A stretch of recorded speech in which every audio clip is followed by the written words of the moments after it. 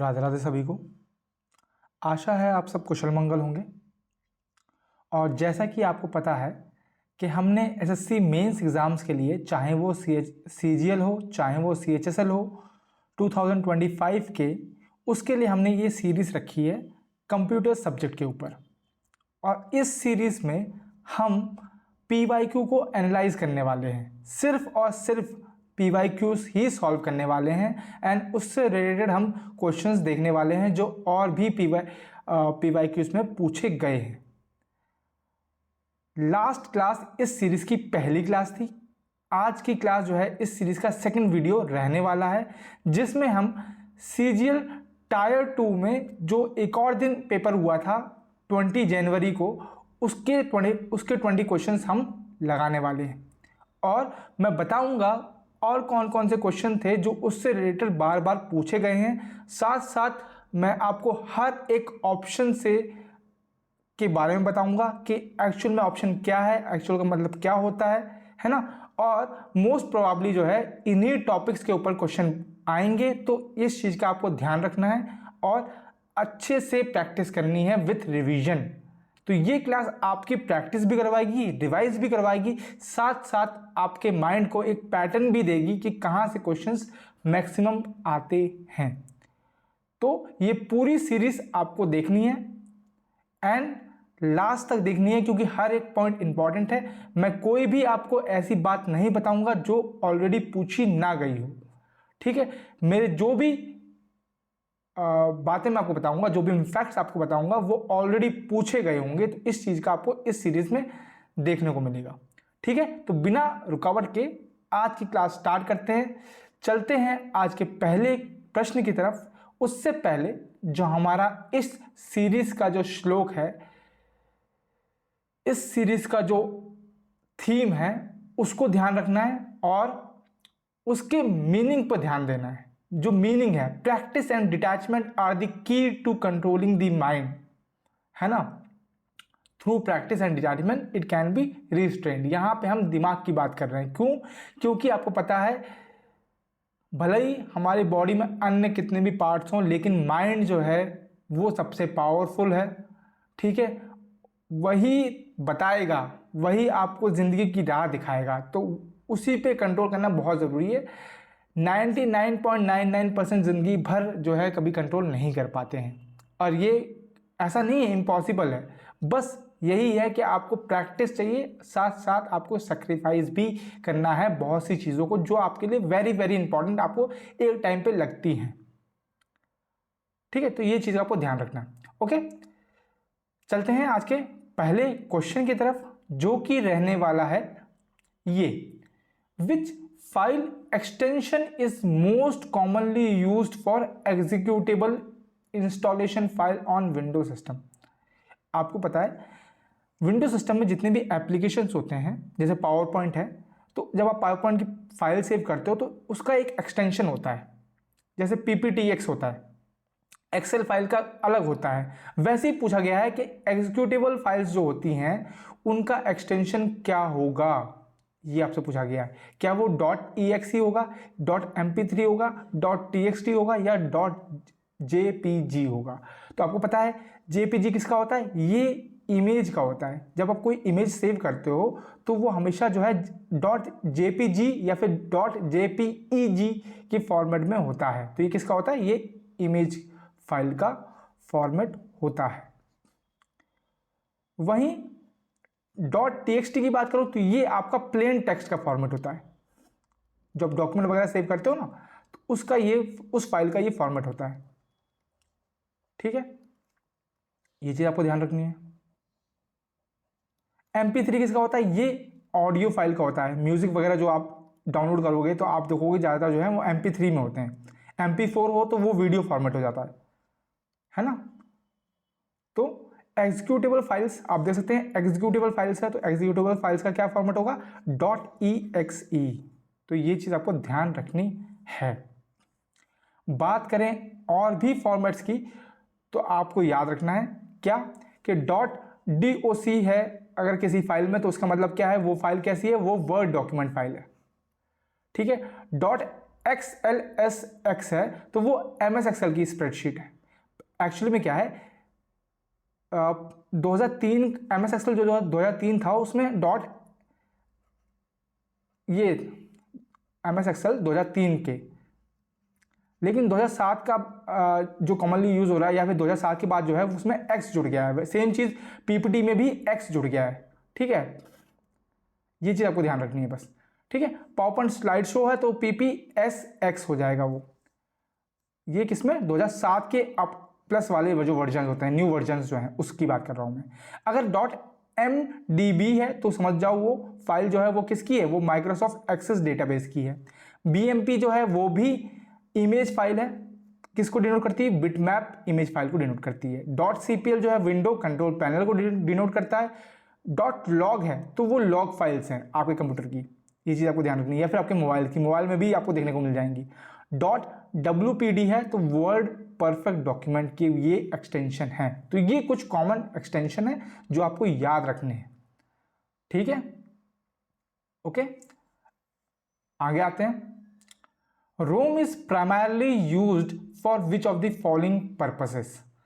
तो रोम जो है आपको मैंने बताया था रैम, और लास्ट प्रीवियस लेक्चर में अगर आपने देखा होगा कि रैम और रोम जो है दो मेमोरीज प्राइमरी मेमोरीज का टाइप होती हैं, जिसकी मेमोरी जो होती है वो दो विभाग में होती है। एक को हम बोलते हैं प्राइमरी मेमोरी, एक को हम बोलते हैं सेकेंडरी मेमोरी। जो प्राइमरी मेमोरी है उसके दो फर्दर पार्ट्स हैं, एक को हम रैम बोलते हैं, एक को हम रोम बोलते हैं, ठीक है। अब रैम और रोम क्या है मैंने आपको ऑलरेडी बताया था, फिर भी मैं एक बार बताता हूँ आपको।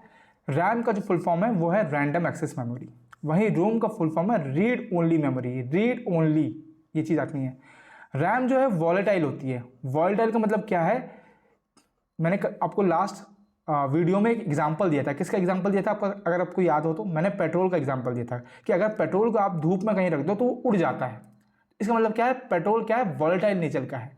सेम उसी तरह से रैम भी क्या है, वॉलेटाइल नेचर की है। मतलब क्या है, जैसे ही आप कंप्यूटर को बंद करेंगे वैसे ही डेटा जो आपने सेव कर रखा है वो लॉस्ट हो जाएगा, उड़ जाएगा। रोम जो है नॉन वॉलेटाइल है, उसमें डेटा जो है परमानेंटली स्टोर होता है। तो टेम्परेरी स्टोरेज या फिर परमानेंट स्टोरेज, ये आप समझ सकते हैं। और रैम जो है वो फास्ट होती है एज कंपेयर टू रोम, ये चीज़ आपको ध्यान रखनी है। और रोम में आपको डेफिनेशन क्या है, रीड ओनली। इसका मतलब क्या है, हम इसको इजीली इसमें राइट नहीं कर सकते, इसमें चेंजेस नहीं कर सकते, इजीली नहीं कर सकते, ठीक, कर सकते हैं लेकिन इजीली नहीं कर सकते। जब आप इसके रोम के सब टाइप्स पढ़ोगे तब आप समझोगे कि कौन सी रोम जो है वो उसमें हम एडिट कर सकते हैं, जबकि रैम जो है उसमें हम रीड एंड राइट दोनों कर सकते हैं। रैम जो है वो काफ़ी महंगी, उसकी मतलब कि काफ़ी महंगी होती है, साथ साथ उसकी मतलब कि क्या बोलते हैं, स्टोरेज कैपेसिटी भी हाई होती है, ठीक है। और रोम में एक्चुअली हम बायोस, जिसको हम बोलते हैं बेसिक इनपुट आउटपुट सिस्टम, यानी कि जो हम बूट सिस्टम जो है उसको, वो रोम में सेव होता है, क्योंकि वो परमानेंट होता है। आपको पता है कोई भी कंप्यूटर आप खोलते हो, विंडोज 11 आपको ओपन करनी है, विंडो 10 आपके लैपटॉप में डली हुई है, अगर आपको उसको ओपन करना है तो वो क्या है, एक बूटिंग प्रोसेस ओपन करता है। अगर बायोस सिस्टम आपके लैपटॉप या डेस्कटॉप का खराब हो गया तो आपकी लैपटॉप आपका काम ही नहीं करेगा। तो वो बायोस सिस्टम जो है वो कहाँ स्टोर होगा, वो आपका रोम में स्टोर होता है, ये चीज़ आपको रखनी है। वहीं रैम की बात करें तो रैम के टाइप्स दे रखे हैं इसमें, DDR4, DDR5, जो कि कॉमनली मॉडर्न एरा में यूज होती हैं, ये रैम, ठीक है, ये चीज़ आपको ध्यान रखनी है। और प्रोसेसिंग के दौरान जो है जो एक्टिव होती है वो रैम होती है, ठीक है। तो ये सारी चीज़ें आपको याद रखनी है रिलेटेड टू रैम एंड रोम। अब आते हैं क्वेश्चन के ऊपर। क्वेश्चन आपसे क्या पूछा था कि रोम का जो है प्राइमरली यूज क्या होता है। रोम क्या होती है, रीड ओनली मेमोरी, तो रैंडम एक्सेस, डेटा एक्सेस ये तो होगा ही नहीं। टेम्परेरी स्टोरेज डेटा, रैम में रोम में कौन सा होता है, रोम में परमानेंट होता है क्योंकि वो नॉन वॉलेटाइल नेचर की होती है। Storing for permanent access, storing file for permanent access, ये भी एक ऑप्शन है। सेकंड ऑप्शन है storing the BIOS and firmware, तो ये आप देख सकते हैं कि ये ज़्यादा बेटर ऑप्शन है, क्योंकि रोम में जो है वो बायोस सॉफ्टवेयर होता ही होता है। तो आप देख सकते हैं, आपको चुनना है कि कौन सा, मतलब प्राइमरली, मतलब सबसे पहला काम क्या है उसका। सबसे पहला काम यही है। सबसे पहला काम क्या होता है, आप जब बटन दबाते हो सबसे पहले क्या, सिस्टम तो ऑन होना चाहिए ना। सिस्टम ऑन कैसे होगा? जो रोम में बायोस स्टोर है, जो इंस्ट्रक्शन स्टोर है, वो जब रन करेंगे तभी तो आपका सिस्टम ऑन होगा। तो प्राइमरली रोम का क्या फंक्शन हुआ? वो यही हुआ, बायोस और फर्मवेयर को स्टोर करना। ठीक है, ये चीज आपको ध्यान रखनी है। ओके, आगे आते हैं थर्ड क्वेश्चन पे। थर्ड क्वेश्चन पूछता है what is the purpose of enabling password on a PC. ठीक है, या फिर इसको ऐसा समझ लो, पीसी पे आप पासवर्ड क्यों लगाते हो? पीसी छोड़ो, आप मोबाइल में अपने पासवर्ड क्यों लगाते हो? हैं ये for improving the data signal strength, ताकि जो है आपके मोबाइल में सिग्नल अच्छे आए, उसके लिए पासवर्ड लगाते हो। Second, for providing an additional layer of security, security के लिए आप पासवर्ड लगाते हो। Third, for reducing the installed application, ताकि आपके मोबाइल में जो ऐप्स हैं वो कम हो जाएं, इसलिए आप पासवर्ड लगाते हो। या for printing the data in the PC, या फिर अगर आपको कोई फाइल प्रिंट करनी है इसलिए आप पासवर्ड लगाते हो। तो आप साफ साफ जानते हैं इसका सही आंसर क्या हो जाएगा, ताकि आपको सिक्योरिटी मिल सके, ताकि कोई जो है दूसरा बंदा जो है वो फ़ोन ना देख सके, ताकि आपकी जो एंजल प्रिया है उसके बारे में लोगों को पता ना चल सके। समझ रहे हो? इसलिए पासवर्ड का यूज होता है फॉर सिक्योरिटी मेजर्स। ठीक है, तो जो कंप्यूटर क्वेश्चंस हैं उसको, जो ऐसे वाले क्वेश्चंस होते हैं, इसको अगर आप डेली लाइफ से कंपेयर करेंगे तो आपको जो है इजीली आंसर मिल जाएगा। ये चीज आपको समझनी है। ठीक है, आगे आते हैं। विच of the following actions can typically be perform in the outbox. Outbox में कौन कौन से फंक्शंस परफॉर्म होते हैं? व्यूइंग आर्चिव्ड ईमेल्स, आर्चिव्ड ईमेल्स को देखना। डिलीटिंग रिसीव्ड ईमेल्स, रिसीव्ड मतलब आए हुए ईमेल्स को डिलीट करना। या फिर editing emails that are yet to be send. Yet to be send का मतलब क्या है? जो अभी तक भेजे नहीं गए हैं, अभी तक आपके पास है, उनको एडिट कर लेना, उनको एडिट कर सकना ये। या फिर मैनेजिंग कॉन्टैक्ट लिस्ट, या फिर कॉन्टैक्ट लिस्ट को मैनेज करना। तो आपको पता है आउटबुक्स में, जो आउटबुक्स आपके पास ऑप्शन होता है उसमें क्या होता है, आपके पास बहुत सारे ऑप्शन होते हैं। जैसे कि एक तो इनबॉक्स होता है ना, आप जब अपना जीमेल देखेंगे, अभी आप फोन में देख लीजिएगा, इनबॉक्स होता है। एक आपका सेंट ऑप्शन होता है, एक आपका आउटबॉक्स होता है ना, एक आपका आर्चिव ऑप्शन होता है कि नहीं, एक ट्रैश होता है, या फिर बिन आप होता है, एक स्पैम फोल्डर होता है। ये सारे ऑप्शन होते कि नहीं होते? आपके जीमेल में होते हैं। तो जो आउटबॉक्स है उसकी फंक्शनैलिटी पूछिए। देखो इनबॉक्स में क्या होता है, इनबॉक्स में जितने भी मैसेज आते हैं वो सारे इनबॉक्स में स्टोर होते हैं। सेंट में जो आपने मैसेज भेजे हैं दूसरों को, वो सेंट में होते हैं।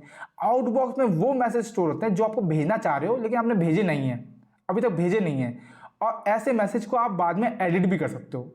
जब तक आप सेंड नहीं करते तब तक आप मैसेज को एडिट कर सकते हो, और ऐसे मैसेजेस जो हैं वो आउटबॉक्स में स्टोर होते हैं। समझ रहे हो? तो ऐसे मैसेजेस जो कि आपने भेजे नहीं हैं, जिनको आप एडिट कर सकते हो, वो आउटबॉक्स में स्टोर होते हैं। ठीक है, और व्यूइंग आर्चिव ईमेल्स, ये कहाँ कर सकते हो आप? ये जब आर्चिव फोल्डर में जाके आप कर सकते हो। आर्चिव फोल्डर में आप मतलब कि क्या कर सकते हो, कोई भी मैसेज आपको मतलब कि इनबॉक्स से हटाना है तो वो आप उसको आर्चिव ऑप्शन पे क्लिक करोगे तो वो आर्चिव फोल्डर में चला जाएगा। ठीक है, या फिर अगर आप ऑल मेल फोल्डर पे क्लिक करोगे तब भी आप सारे मैसेजेस देख सकते हो। डिलीट रिसीव्ड ईमेल्स, अगर कोई ईमेल्स जो है आपने डिलीट कर दिया वो कहाँ जाता है? वो ट्रैश में जाएगा या तो बिन में जाएगा। ठीक है, managing contact list, contact list को आप कैसे मैनेज करते हो ईमेल में? तो आपको पता है एक कॉन्टैक्ट सेक्शन होता है या तो पीपल सेक्शन होगा, दोनों में से एक सेक्शन होता है ईमेल में। ठीक है, वहां से आप जो है अपने कॉन्टैक्ट लिस्ट को मैनेज कर सकते हो कि मतलब आपको किस किस को भेजना है मैसेजेस। तो ये चीज़ आप है। ठीक है, तो बाकी ऑप्शंस की बात करते हैं। आर्चिव मैंने बता ही दिया, ठीक है, और ट्रैश मैंने बता ही दिया। स्पैम तो आपको पता ही है, जो आपको लगता है फ्रॉड टाइप के मैसेजेस हैं जिनमें रेड बन के आता है ना, वो ज़्यादातर कहाँ जाते हैं? स्पैम में जाते हैं। ठीक है, या फिर मतलब कि जो आपने मतलब कि सब्सक्राइब नहीं कर रखे वो मैसेज भी कहाँ जाएंगे? स्पैम में ही जाते हैं। ठीक है, तो ये चीज़ आपको ध्यान रखनी है, ये सारे ऑप्शंस आपको ध्यान रखने हैं। ओके, आगे आते हैं। विच of the following scenarios correctly illustrated the interdependence of system software and application software. आपको पूछा है कि कौन सा ऑप्शन ABCD में से सिस्टम सॉफ्टवेयर और एप्लीकेशन सॉफ्टवेयर की इंटरडिपेंडेंस बता रहा है। इंटरडिपेंडेंस का मतलब क्या है कि वो एक दूसरे पे रिलाई कर रहे हैं, ठीक है। मतलब सिस्टम सॉफ्टवेयर जो है वो एप्लीकेशन सॉफ्टवेयर पे डिपेंड है, एप्लीकेशन सॉफ्टवेयर जो है वो सिस्टम सॉफ्टवेयर पर डिपेंड है। ऐसा कौन सा ऑप्शन बता रहा है आपको फुल्ली तरीके से, ठीक है। Option number A, an antivirus program relying on system utilities to perform disk scan and remove malware, ठीक है। एक एंटीवायरस जो होता है प्रोग्राम, जो एप्लीकेशन होता है, वो सिस्टम यूटिलिटीज पे डिपेंड है ताकि वो डिस्क को स्कैन कर सके और मालवेयर जो वायरस वगैरह हैं उनको रिमूव कर सके, ठीक है। Okay, a word processor function independently without the need of operating system. एक वर्ड प्रोसेसर जो होता है जिसमें आप अपना क्या बोलते हैं पैराग्राफ वगैरह लिखते हैं या फिर टाइपिंग वगैरह करते हैं, वो इंडिपेंडेंटली काम करता है, उसको ऑपरेटिंग सिस्टम की जरूरत ही नहीं है। ये कैसे पॉसिबल है भाई, हैं? समझ रहे हो? अगर ऑपरेटिंग सिस्टम नहीं होगा तो वर्ड प्रोसेसर कैसे चलेगा, समझ रहे हो? तो word processor ultimately operating system पर डिपेंड करता ही है। And operating system require a media player to manage hardware resources. अब आप बताओ, मीडिया प्लेयर जो है VLC हो गया, ये सब कहाँ यूज होते हैं, है ना? ये किस में, ये ऑडियो और वीडियो फाइल को प्ले करने में यूज होते हैं। तो इसका हार्डवेयर रिसोर्सेज से क्या, हार्डवेयर से क्या ताल्लुकात है? कोई ताल्लुकात नहीं है, समझ रहे हो? A device driver operating as application software to provide printing functionality. एक डिवाइस ड्राइवर जो है वो एप्लीकेशन सॉफ्टवेयर की तरह काम करता है और प्रिंटिंग फंक्शनैलिटी को काम करता है, मतलब प्रिंटिंग करने में हेल्प करता है। पहली बात तो क्या है, डिवाइस ड्राइवर जो है वो एप्लीकेशन सॉफ्टवेयर नहीं होता, वो कौन सा होता है? सिस्टम सॉफ्टवेयर होता है। तो आप देख सकते हैं किस तरह से आपको एलिमिनेट करना था और आपको करेक्ट ऑप्शन मिल जाता एंटीवायरस। तो जो एंटीवायरस है वो आपका एक एप्लीकेशन सॉफ्टवेयर है, ठीक है, कुछ काम परफॉर्म करा। और जो सिस्टम यूटिलिटीज है ये बेसिकली आपका सिस्टम सॉफ्टवेयर है। तो दोनों आप देख सकते हैं एक दूसरे के ऊपर डिपेंड हो रहे हैं, तो ये साफ साफ बता रहा है, ठीक है। उसके अलावा मैं आपको थोड़ा सा डेफिनेशन बता देता हूं कि एप्लीकेशन सॉफ्टवेयर और सिस्टम सॉफ्टवेयर होते क्या है, तो यहां से आप समझ सकते हैं। ये बेसिकली एग्जाम्पल है। सिस्टम सॉफ्टवेयर क्या होते हैं? एप्लीकेशन सॉफ्टवेयर इसको समझो आप ऐप से, जैसे आपके मोबाइल में ऐप होते हैं। वो क्यों होते हैं? वो स्पेसिफिक काम करने के लिए होते हैं, उनको पर्टिकुलरली एक काम करना है, स्पेसिफिक वर्क आप कह लो। जैसे कि व्हाट्सएप जो है वो आपको चैटिंग के लिए ही है, वीडियो कॉल इन सब के लिए ही है। ये मीडिया प्लेयर है। मीडिया प्लेयर क्यों है? ये ऑडियो वीडियोस फाइल प्ले करने के लिए ही है, इसका एक पर्टिकुलर काम है। ये सॉन्ग के लिए ही है, ये क्या बोलते हैं इसको, ये कौन सा है वो, फोटो एडिट करने के लिए, फोटोशॉप करने के लिए, है ना? तो इससे आप, ऐसा नहीं है इससे आप वीडियो कॉल नहीं कर सकते भाई, ये इसका पर्टिकुलरली एक ही काम है। स्काइप का वीडियो कॉल के लिए ही यूज है, ये इनका पर्टिकुलरली काम है, समझ रहे हो? तो ऐसे सॉफ्टवेयर जिनका पर्टिकुलरली एक काम स्पेसिफाइड है, that is known as application software. System software वो होते हैं जो ऑपरेटिंग सिस्टम में वर्क करते हैं और जिनका सिस्टम रिलेटेड फंक्शनैलिटी होती है। जैसे आपकी विंडोज होगी, ये ऑपरेटिंग सिस्टम है। मोबाइल के लिए एंड्रॉयड हो गया, आईफोन के लिए iOS हो गया, एक्सबॉस हो गया, आपका ब्लैकबेरी हो गया, ठीक है, मैक OS हो गया, ये आपके मैकबुक वगैरह के लिए, ठीक है, उबंटू हो गया, ये आपके सिस्टम सॉफ्टवेयर है, ठीक है। तो ये चीज़ आपको देनी है। इसके अंदर बहुत सारी चीज़ें आ जाती हैं, ठीक है। एक ऑपरेटिंग सिस्टम के अंदर आपको बुक क्या क्या क्या आएगा, सिक्योरिटी के लिए हो जाएगा, फायरवॉल हो जाएगी आपकी, है ना, सब कुछ आ जाता है, बाय डिफॉल्ट आ जाता है। तो आप एक तरह से ये कह सकते हैं कि एप्लीकेशन सॉफ्टवेयर जो है उनको रन होने के लिए सिस्टम सॉफ्टवेयर की जरूरत पड़ती ही है, ये तरह से होता है। एक सिस्टम यूटिलिटीज भी होती है, ठीक है, इसमें एक थर्ड चीज भी होती है, सिस्टम यूटिलिटीज। वैसे तो उसको हम यूटिलिटी सॉफ्टवेयर बोलते हैं, ठीक है, बट मेनली हम दो चीज़ों में डिवाइड करते हैं। सिस्टम यूटिलिटीज मैंने इसलिए नहीं बताई क्योंकि ये अभी तक पूछी नहीं गई है।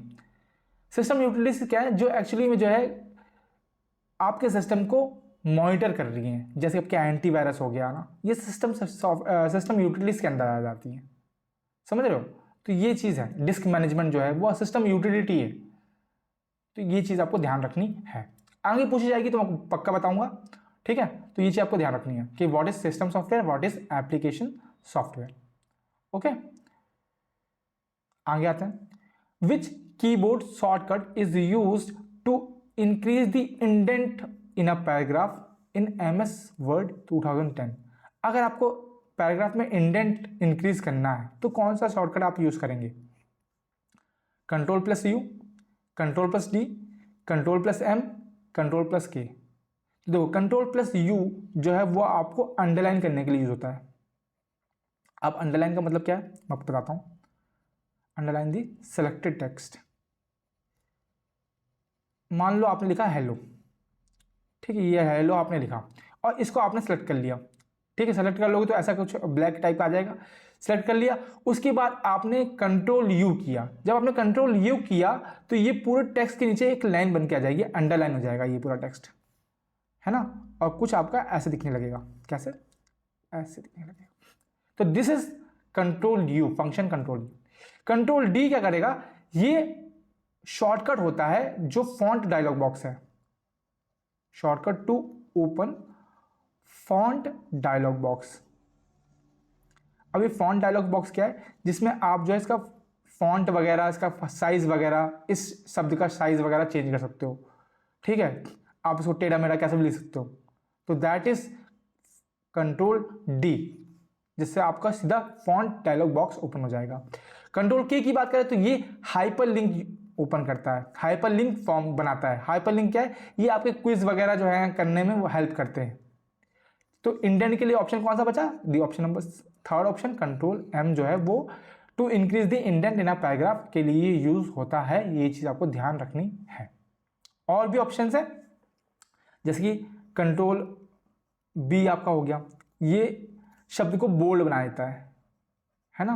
बोल्ड मतलब कि जैसे आप मतलब ऐसे हेलो लिख रहा है, पतला लिखा हुआ है, लेकिन अगर आप Ctrl+B करोगे तो ये थोड़ा मोटा लिखने लग जाएगा, ऐसा हो जाएगा। तो हेलो, समझ रहे हो? तो इसने बोल्ड कर दिया, ठीक है। Ctrl+I करेंगे तो ये इटैलिक कर देगा, ठीक है। मतलब ये हेलो ऐसा है, Ctrl+I करेंगे तो आप हेलो ऐसे दिखेंगे, ऐसा टेढ़ा दिखने लग जाएगा। ये Ctrl+I है। Ctrl+C से कॉपी करते हैं, Ctrl+V से पेस्ट करते हैं, Ctrl+X से कट करते हैं। ये सब चीज़ें आपने ऑलरेडी सीख से रखी हैं। Ctrl+S से सेव करते हैं, है ना। तो आई डोंट होप, मतलब मैं होप करूंगा कि आपको ये चीज़ें याद कराने की ज़रूरत नहीं है। फिर भी अगर ज़रूरत पड़ेगी तो मैं रिकॉल कराता रहूँगा आपको बीच बीच में। आगे आते हैं। How can you exit a slide show and return to editing mode in the MS PowerPoint. जो MS पावरपॉइंट है आपको पता है ये PPT प्रेजेंटेशन बनाने में हेल्प करता है। मान लो आप एक प्रेजेंटेशन को रन कर रहे हैं, आप स्लाइड शो कर रहे हैं, जैसे कि अभी जो है मेरा स्लाइड शो ऑन है ना, जो आपको मैं पढ़ा रहा हूँ, ये मेरा ये प्रेजेंटेशन की स्लाइड है, ठीक है। इसको मैं अगर एग्जिट करना चाहता हूँ और मैं एडिटिंग मोड में ऑन हो जाता हूँ, आपको याद रखना है कि स्लाइड शो जब होता है तब आप एडिट नहीं कर सकते। इन शब्दों में मैं ये हाउ की जगह वाई लिख दूं, ये मैं एडिट नहीं कर सकता। ये चीज आपको ध्यान रखनी है। कब कर सकते हो? जब आप स्लाइड शो को से बाहर आ जाओगे और तब आप एडिट कर सकते हो। तो स्लाइड शो से बाहर आने के लिए मुझे कौन सा शॉर्ट का इस्तेमाल करना है? Ctrl+S। तो मैंने बताया Ctrl+S किस लिए होता है? ये सेव करने के लिए होता है। स्पेस बार, अगर मैं स्पेस बार जो दबाता हूं तो ये आपको नई स्लाइड में पहुंचा देगा, to advance to next slide during slide show, ठीक है। जैसे मैं अभी आपको दबा के दिखाता हूं, अभी मैं दबाऊंगा तो मैं अगली स्लाइड में पहुंच जाऊंगा, ये देखिए, ठीक है। स्पेस बार मैंने दबाया तो मैं अगली स्लाइड में पहुंच गया, ओके। तो ये काम करता है स्पेस बार। Alt+ टैप करेंगे तो इससे आप एप्लीकेशन के बीच में स्विच कर सकते हैं, स्विच बिटवीन एप्लीकेशन। आपने मोबाइल यूज किया, आप जब मोबाइल यूज करते हैं, मान लो आपने व्हाट्सएप इंस्टाग्राम खोल रखा है ना, आपने फटाफट मैसेज किया व्हाट्सएप पे और फिर आपने होम टैब, वो होम वाला ऑप्शन पर क्लिक किया और फिर आप इंस्टा पर पहुंच गए, स्क्रीन स्क्रॉल करने लगे, कोई मैसेज आया, वापस आपने क्या बोलते हैं व्हाट्सएप पे चले गए, है ना। तो ऐसा ही जब कंप्यूटर के केस में हमें करना होता है, हमें एक एप्लीकेशन से दूसरे एप्लीकेशन में जाना होता है, तो हम Alt+ टैब करते हैं, तो ये चीज़ आपको ध्यान रखनी है।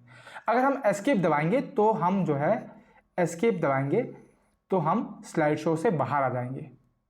ये चीज़ आपको ध्यान रखनी है। ओके, ठीक है, ये सारे ऑप्शन। आगे आते हैं।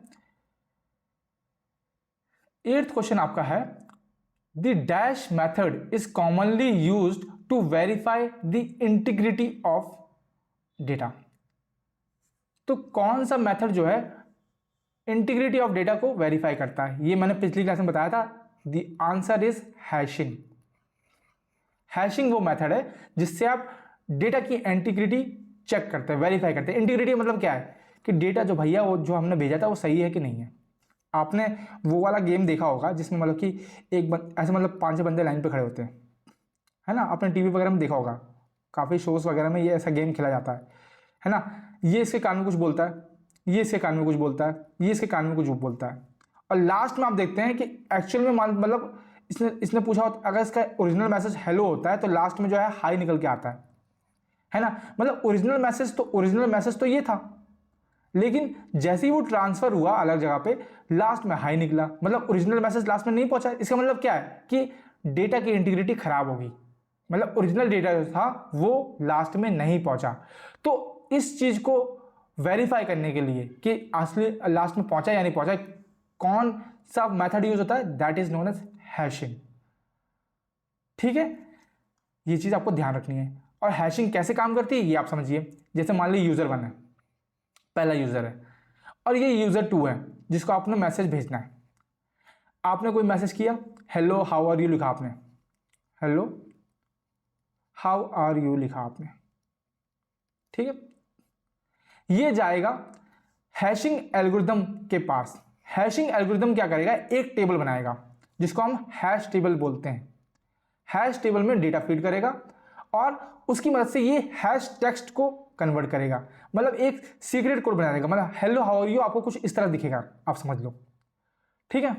वो क्या बोलते हैं, यूजर 2 के पास जाएगा, ठीक है। और यूजर 2 क्या करेगा, उस हैश टेक्स्ट को हैश फंक्शन की मदद से जो है वो प्लेन टेक्स्ट में कन्वर्ट कर लेगा, और इस तरह से जो है ओरिजिनल मैसेज जो है वो कन्वे होता है। ये चीज आपको ध्यान रखनी है with the use of hash function, hash algorithm, ठीक है। यहाँ पे मैं प्रॉपर आपको वर्किंग नहीं समझा सकता क्योंकि आप जो है कंप्यूटर बैकग्राउंड से नहीं जुड़े हुए हैं, क्योंकि इसको समझाने में थोड़ा टाइम लगता है ना, एल्गोरिथम वगैरह जो है। लेकिन आप ये समझ लीजिए कि एक डेटा की इंटीग्रिटी को वेरीफाई अगर हमें करना है कि भैया डेटा हमने जो भेजा था वो सही है कि नहीं है लास्ट तक, तो वो उसके लिए हम हैशिंग मेथड का इस्तेमाल करते हैं। ओके, वहीं अब हम बाकी ऑप्शन भी देख लेते हैं, बाकी ऑप्शन क्या है, तो हमको थोड़ा सा और आइडिया मिल जाएगा, ठीक है। अगर मैं बात करूं कैशिंग की, तो आपने कैशिंग से आपको कैश मेमोरी याद होनी चाहिए। कैश मेमोरी क्या करती है, ये कैश मेमोरी क्या करती है, जो फ्रीक्वेंट डेटा है उसको स्टोर करती है। तो सेम चीज है, कैशिंग क्या है, it is the process of storing frequently access data. जो हमने अभी अभी डेटा को इस्तेमाल किया है उस डेटा को स्टोर करता है in temporary storage area, temporary storage area. क्यों, ताकि हम उसको क्विकली एक्सेस कर सकें, फॉर क्विक एक्सेस। ओके, इस प्रोसेस को आप बोलते हैं कैशिंग। डुप्लीकेशन क्या है, डुप्लीकेशन आप समझ सकते हैं कि भैया हमें कॉपी बनानी है अपने डेटा की, है ना, तो उसको हम बोलते हैं it refers to creating copy of a data, ठीक है। और कंप्रेशन हमने लास्ट लेक्चर में भी देखा था। कंप्रेशन का मतलब क्या है, आप साइज रिड्यूस कर रहे हैं, reduce size to save space. मान लो आपके मोबाइल में जो है 16 GB का स्टोरेज है, आप कोई गेम चला रहे हैं, वो भैया 20 GB का है। अब कैसे करें, या फिर कोई आपकी फोटो जो है वो बहुत बड़ी है, या कोई वीडियो जो है वो बहुत बड़ा है, पूरा स्पेस खाली कर रहा है, तो आप क्या करेंगे, उसको कंप्रेस कर देंगे। तो कंप्रेस क्या करेगा, मान लो वो 1 GB का वीडियो है तो कंप्रेस होकर वो कम से कम 300 MB का हो जाएगा, तो आपकी 700 MB बच जाएगी कि नहीं बच जाएगी, तो इस तरह से कंप्रेशन हेल्प होता है with the help of compression software आते हैं पर्टिकुलरली, है ना। अब जब आप फॉर्म भरते होंगे तो आपकी फोटो का साइज बड़ा है, लेकिन उसको 15 से 20 MB 20 KB के बीच में फोटो चाहिए, तो आप क्या करते हैं, इसको कंप्रेस कर देते हैं। तो ये वहां पे यूज होता है। ठीक है, आगे आते हैं। अगला क्वेश्चन है, what are the correct steps for creating a blank presentation in MS PowerPoint. MS PowerPoint में आपको ब्लैंक प्रेजेंटेशन मतलब वाइट या फिर खाली प्रेजेंटेशन क्रिएट करनी है, बनानी है, तो उसके लिए आप कौन सा ऑप्शन यूज करते हैं? File new blank presentation, file blank presentation new blank presentation file, blank presentation new file. तो याद रखना कि सबसे पहला टैब कौन सा होता है, वो फाइल टैब होता है। फाइल के बाद आप न्यू ऑप्शन पे जाते हैं, न्यू के बाद आप ब्लैंक प्रेजेंटेशन पे जाते हैं। तो पहला ही ऑप्शन आपका सही हो जाएगा जब आप ब्लैंक प्रेजेंटेशन क्रिएट करते हैं। मैं आपको दिखाता हूं, ये आप देख सकते हैं, ये न्यू टैब है आपकी, दिख रहा होगा आपको, ये जो है न्यू टैब। न्यू में आप गए, न्यू में आप ये एक्चुअली में फाइल टैब है, यहाँ पे फाइल टैब लिखा नहीं है पर ये फाइल टैब है। फाइल टैब में आप न्यू ऑप्शन पे जाते हैं। ठीक है, न्यू ऑप्शन में आप ब्लैंक प्रेजेंटेशन वाला ऑप्शन चूज करते हैं। ठीक है, उसके बाद जो है आप ब्लैंक प्रेजेंटेशन को क्रिएट कर पाते हैं।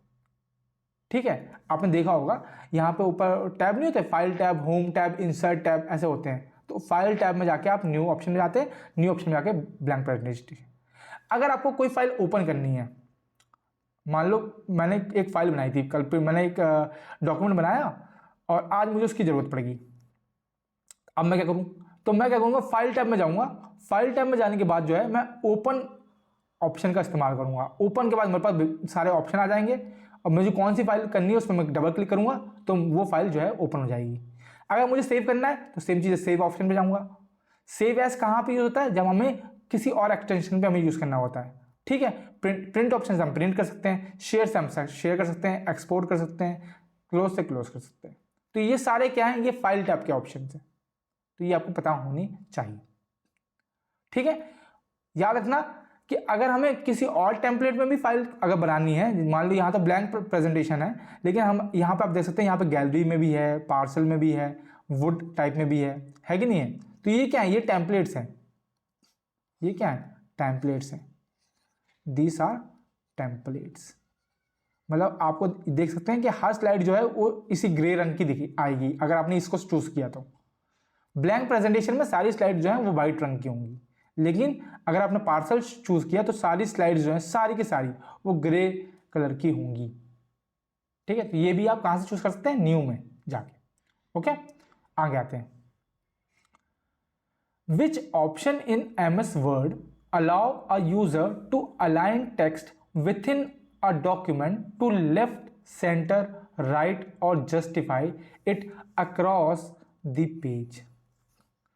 कहने का मतलब कि आपको पता है हमारे जो अलाइनमेंट होते हैं, अलाइनमेंट का मतलब क्या है, अलाइन का मतलब है चीज़ों को अलाइन करना। मतलब कि देखो आप ये देख सकते हैं कि ये टेक्स्ट जो है मेरा ये सेंटर में आ रहा है, यहाँ से भी थोड़ा खाली है और यहाँ से भी थोड़ा खाली है कि नहीं है। तो ये मैंने सेंटर अलाइन कर रखा है, ये सेंटर मैंने ऑप्शन अलाइन कर रखा है। जबकि ये टेक्स्ट देखेंगे, ये क्वेश्चन आप देखेंगे, क्वेश्चन जो है ये 10 नंबर यहाँ से स्टार्ट है, फिर यहाँ से मैंने क्वेश्चन स्टार्ट कर रखा है। मतलब ये क्या है, लेफ्ट से पूरा अलाइन है, समझ लो। तो ये टेक्स्ट को अलाइन करने का जो ऑप्शन है वो कौन सा होता है, ये आपसे पूछा गया है। पहला ऑप्शन है फॉन्ट स्टाइल, जिसमें क्या होता है, it changes the appearance of text but does not affect it's alignment.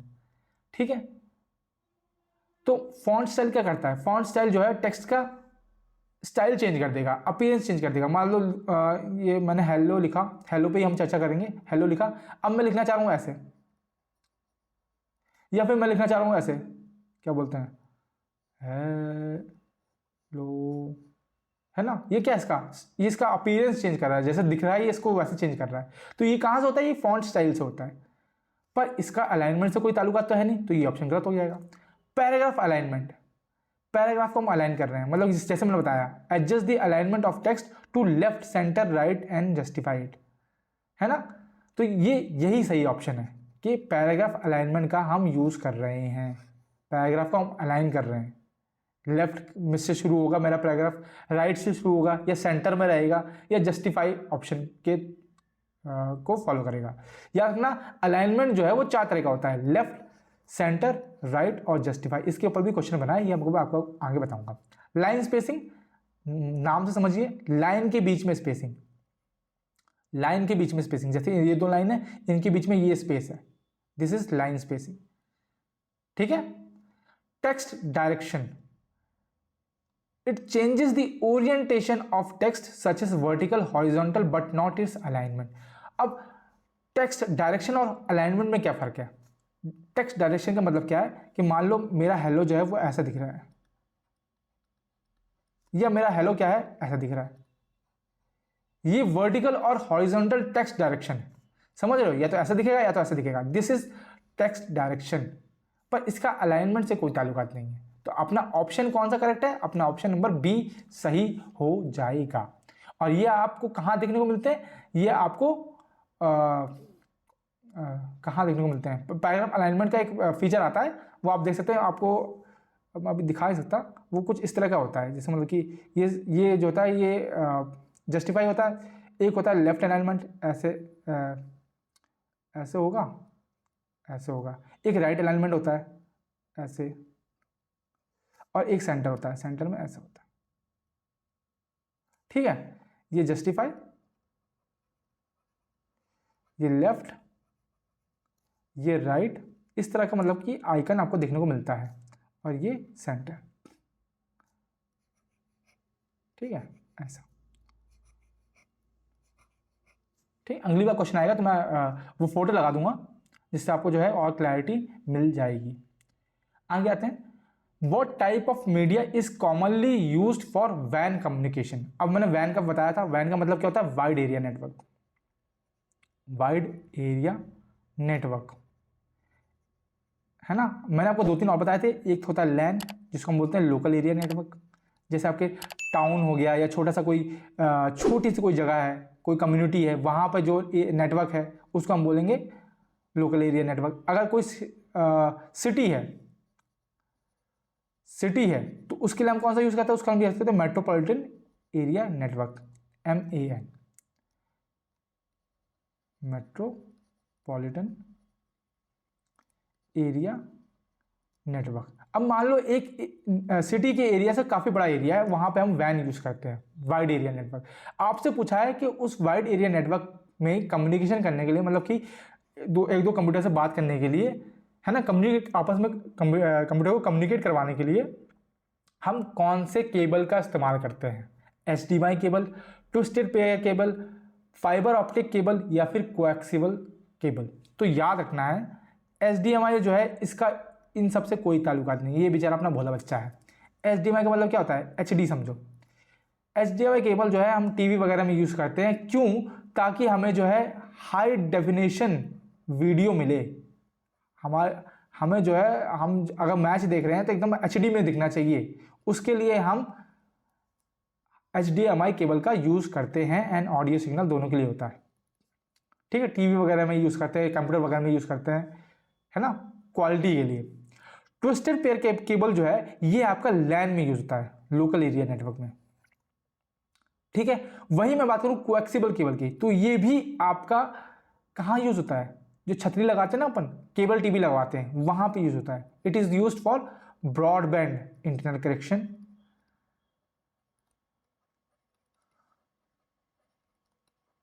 Connection, जैसे कि आपकी केबल टीवी। आपने अभी तो पहले केबल टीवी लगती थी, है ना, मतलब कि एक ही केबल से एक एरिया में केबल होता था, वो टीवी से कनेक्ट हो जाता था, सबके घर में वो चैनल्स वगैरह आते थे। अब तो छतरी लगने लगी ना, वो भी केबल टीवी ही है एक तरह से, वहां पे कोएक्सियल केबल का यूज होता है। तो वैन के लिए कौन सा होगा? वैन के लिए होगा आपका फाइबर ऑप्टिक केबल। ठीक है, और कैसा होता है तो आप देख सकते हैं।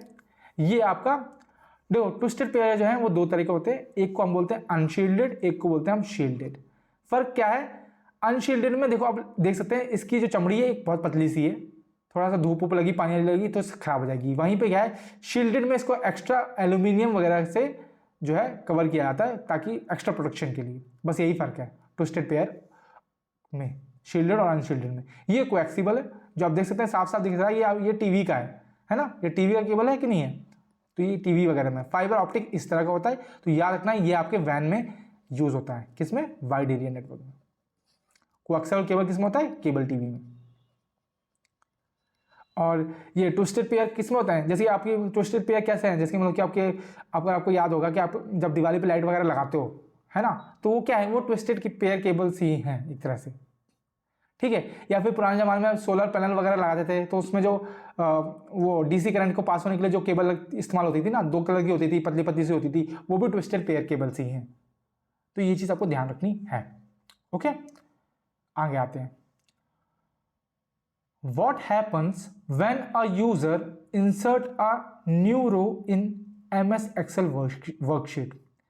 क्या होगा अगर एक यूजर यानी कि मैं एक नई रो को MS Excel वर्कशीट में इंसर्ट करूंगा। अगर मैं एक नई रो इंसर्ट करूंगा तो क्या हो जाएगा, MS Excel में ये आपसे पूछा गया है। The existing row are shifted to the right. जो रो पहले से बनी हुई है वो राइट की तरफ शिफ्ट हो जाएंगी। The existing data in the row is overwriting. जो रो में डेटा लिखा हुआ है वो चेंज हो जाएगा, वो ओवरराइट हो जाएगा, उसके पर मतलब हेलो लिखा है तो वो हाई बन जाएगा, कहने का मतलब ये है। Third, the existing rows are shifted down. जो रोज हैं जो ऑलरेडी बनी हुई हैं वो नीचे की तरफ शिफ्ट हो जाएंगी और मेरा जो रो है वो ऊपर ऐड हो जाएगी। The new row it is added at the bottom of the worksheet. या फिर जो नई रो है वो सबसे नीचे ऐड होगी। तो क्या होगा, तो आपको पता है कि भाई जो बाकी की रोज हैं वो नीचे शिफ्ट हो जाती हैं। क्यों, क्योंकि भैया देखो, हम जैसे मान लो ये एक्सेल है ना, हमने इन सब में फिल कर लिया। अब यहाँ पे ए लिखा है मैंने, यहाँ पे सी लिखा, अब मैं बी लिखना भूल गया, तो मैं चाहता हूँ यहाँ पे एक रो ऐड हो जाए इस जगह पे। तो मैं अगर रो ऐड करूँगा तो यहाँ ये सी जो है, ये सी वाली कॉलम जो है ये नीचे शिफ्ट हो जाएगी और यहाँ पे एक रो ऐड हो जाएगी, है ना। कहने मतलब क्या है कि जहाँ मुझे जरूरत है वहीं तो मैं रो ऐड करूँगा ना, विथआउट ओवर राइटिंग। मतलब कि it allows user to add a row without overwriting the content, है ना। ऐसा नहीं है कि भाई जो सी है वो सी गायब हो जाएगा, ठीक है, वो बस नीचे शिफ्ट हो जाएगा। जहां मेरे को रो की जहां मुझे जरूरत होगी वो रो वहां पे ऐड हो जाएगी और बाकी सारी रोज जो हैं वो नीचे शिफ्ट हो जाएंगी। समझ रहे हो, समझ रहे हो कहने का मतलब क्या है। मैं थोड़ा सा और अच्छे से बता दूं क्या, वैसे समझ तो गए होगे आप, लेकिन फिर भी मैं बता देता हूँ एक बार। ऐसा एक्सेल होती है, ऐसे ऐसे बनी होती है, ठीक है। यहाँ पे मैंने ए लिखा, यहाँ पे मैंने सी लिखा, यहाँ पे डी लिखा, यहाँ पे ई लिखा। अब मैं यहाँ पे बी लिखना भूल गया, तो मैं चाह रहा हूँ कि मैं यहाँ पे एक रो ऐड कर दूँ। जब मैं इंसर्ट रो करूँगा तो भाई ऐसा हो जाएगा कुछ केस, एक एक्स्ट्रा रो ऐड हो जाएगी। ये तो आप समझ गए होंगे, ये ए यहाँ था, यहाँ पे हमने रो ऐड की है तो यहाँ पे नई रो ऐड हो जाएगी। बाकी जो रोस है वो एक तरफ नीचे हो जाएंगी, समझ रहे हो आप, ये नीचे हो जाएंगी, ये यहाँ पे आप ऐड हो जाएगी। इससे क्या होगा, आपको जहाँ जरूरत है वहीं पे आप चीज़ों को लिख सकते हो। इसका मतलब ये नहीं है कि सी की वैल्यू जो है वो ओवर राइट होगी, नहीं, जहाँ पे जरूरत है वहाँ पे ऐड होगी। तो आप यहाँ पे आराम से बी लिख सकते हो। कहने का मतलब ये है, this is the function of adding new row in an MS Excel worksheet. Same चीज कॉलम के साथ है। कॉलम में अगर हमें कुछ ऐड करना है तो कॉलम जो है, बाकी सारी कॉलम जो है राइटवर्ड शिफ्ट हो जाएंगी, ठीक है, और यहां पे हम एक कॉलम ऐड कर सकते हैं। ओके, तो ये चीज आपको ध्यान रखनी है। आगे आते हैं, अगला क्वेश्चन है, why do desktop and laptop operating system require more advance memory management techniques than embedded system. पूछा है। अच्छा, एम्बेडेड सिस्टम क्या होता है? एम्बेडेड सिस्टम वो सिस्टम होते हैं जो एक चिप में, उनका काम जो है एक चिप में होता है और उनको मतलब कि उस चिप को जो है एक अप्लायंस में ऐड कर दिया जाता है। एग्जाम्पल के तौर पे वॉशिंग मशीन आप ले लो। वॉशिंग मशीन क्या है, एक तरह का एम्बेडेड सिस्टम है वॉशिंग मशीन, है ना। उसमें एक चिप है इतना बड़ा जो वॉशिंग मशीन है उसमें एक चिप है, उस चिप में कुछ ऑप्शन दे रखे हैं कि भैया या हमें फुल वॉश चाहिए, हाफ पार्शियल वॉश चाहिए, हमें रिंस करना है कपड़े, है ना। तो आप जब ऑप्शन दबाएंगे तो वो जो है वो काम करने लग जाएगा, मतलब कि कुछ फंक्शंस जो हैं वो ऑलरेडी डिटरमाइंड है। That is your embedded system, जिसमें सिस्टम जो चिप है वो एम्बेड होती है अंदर ही अप्लायंस के। तो आपसे पूछा गया है कि उसके मुकाबले जो हमारे डेस्कटॉप होते हैं, जो हमारे पीसी होते हैं, जो हमारे लैपटॉप होते हैं, उनके जो ऑपरेटिंग सिस्टम है उसको ज़्यादा एडवांस मेमोरी मैनेजमेंट टेक्निक्स क्यों चाहिए होती है। ठीक है, आपको मैंने जो एग्जांपल दिया आप उसी से समझ गए होंगे कि क्यों चाहिए भाई। They utilize more hardware resources and need dynamic memory allocation. उनको बहुत ज़्यादा हार्डवेयर रिसोर्सेज से डील करना पड़ता है, और साथ में उनको मतलब डायनेमिक, मतलब कि जिस टाइम हमें ज़रूरत है उसी टाइम जो है मेमोरी को एलोकेट करना होता है। बिल्कुल सही जवाब। आपका जो पीसी है, आपका जो लैपटॉप है, मान लो उसमें माउस भी कनेक्टेड है, उसमें कीबोर्ड भी कनेक्टेड है ना। फिर मान लो आपको एक पेपर प्रिंट करना है, आपने प्रिंटर भी जोड़ दिया भाई आपने, ठीक है, ओके। मान लो आपको अपने मोबाइल से कोई फोटो लैपटॉप में भेजनी है तो आपने मोबाइल भी जोड़ दिया, समझ रहे हो। तो बहुत सारे हार्डवेयर रिसोर्सेज कनेक्टेड होते हैं, जबकि एम्बेडेड सिस्टम में क्या है, पहले से चिप में ऑलरेडी फीड है, वो उतना ही काम करेगी जितना उसके बारे में बता रखा है, उसको उस चिप में जितना काम दे रखा है उतने ही काम करेगी, एक्स्ट्रा काम नहीं करेगी। वॉशिंग मशीन से बोलो आप, है ना, कि भैया मिक्सी की तरह मिक्सी वाला काम कर दे, मेरे को जूस बना दे मैंगो का, क्या वो बना देगी? नहीं बनाएगी, समझ रहे हो। लेकिन पीसी डेस्कटॉप में क्या होता है, जैसे आपकी रिक्वायरमेंट है वैसे आप हार्डवेयर को कनेक्ट करते हो। इसी वजह से जो है उसको ज़्यादा मेमोरी मैनेजमेंट टेक्निक्स की ज़रूरत पड़ती है। टेक्निक्स की ज़रूरत क्यों पड़ती है भाई?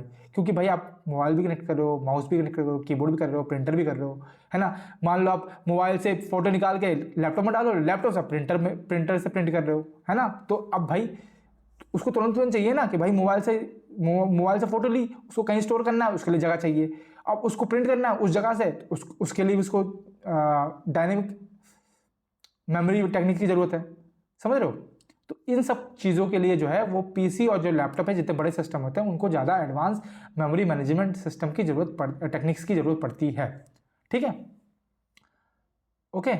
और बाकी सारे ऑप्शन समझ सकते हैं। Memory management is not necessary for desktop and laptop operating system, ये तो सरासर गलत है ना। ऐसा जरूरत तो पड़ती है, चाहे कितना भी हो। They run only one application at a time, है ना। लैपटॉप और मोबाइल में हम एक बार में एक ही काम कर सकते हैं, कैसे पॉसिबल है भाई? आपके मोबाइल में है, आप गाना भी सुन रहे हो, आप फोटो का एडिटिंग भी कर रहे हो, है ना, कर रहे हो कि नहीं कर रहे हो, एक ही टाइम पे कर रहे हो, तो वो तो लैपटॉप है भाई, उसमें तो आप कर ही सकते हो मल्टीपल काम। They rely on static memory allocation. Static memory allocation मतलब कि जितनी मेमोरी है उतनी, उसके अलावा मैं कुछ नहीं कर सकता। तो ऐसा जो है वो किस में होता है? वो एम्बेडेड सिस्टम में होता है, उसमें स्टैटिक मेमोरी एलोकेशन होती है, क्योंकि उसमें रिसोर्सेज जो है वो लिमिटेड होते हैं, है ना। उसमें फंक्शनैलिटी जो है वो लिमिटेड है, तो ये चीज़ है, ओके। आई होप आप ये समझ गए होंगे, है ना। आगे आते हैं। What does function count do in MS Excel 2010? ये जो काउंट फंक्शन है, आपको पता है MS Excel में जो है वो बेसिकली एक तरह की स्प्रेडशीट होती है, जिसमें आप फॉर्मूला वगैरह जो है वो ये सब यूज़ करते हैं, है ना। मतलब डेटा वगैरह है, उसको एनालाइज वगैरह करना है, उसको क्या बोलते हैं, मैनेज वगैरह करना है, वो सब हम MS Excel में करते हैं, क्योंकि वहाँ पर टेबल वगैरह होते हैं और वहाँ पर हम वेरियस फंक्शन यूज़ करते हैं। आपको पूछा गया कि काउंट फंक्शन जो है वो किस लिए इस्तेमाल होता है? Print the number of cells जो है उनको प्रिंट करने के लिए, कितने सेल्स हैं। Count the number of cells, count करने के लिए कितने सेल्स हैं। Duplicate the number of cells, जो सेल्स जो है उसको डुप्लीकेट करने के लिए, कॉपी करने के लिए। Store the number of cells, या फिर स्टोर करने के लिए। तो साफ साफ दिख रहा है काउंट से क्या होगा, काउंट ही होगा, count the number of cells. और इसकी सिंटेक्स क्या है? सिंटेक्स आपको याद रखना है, सिंटेक्स इसका कुछ इस प्रकार है। हमेशा जो है एक चीज़ याद रखना है, MS Excel में जितने भी फॉर्मूले होते हैं वो हमेशा इक्वल टू से स्टार्ट होते हैं।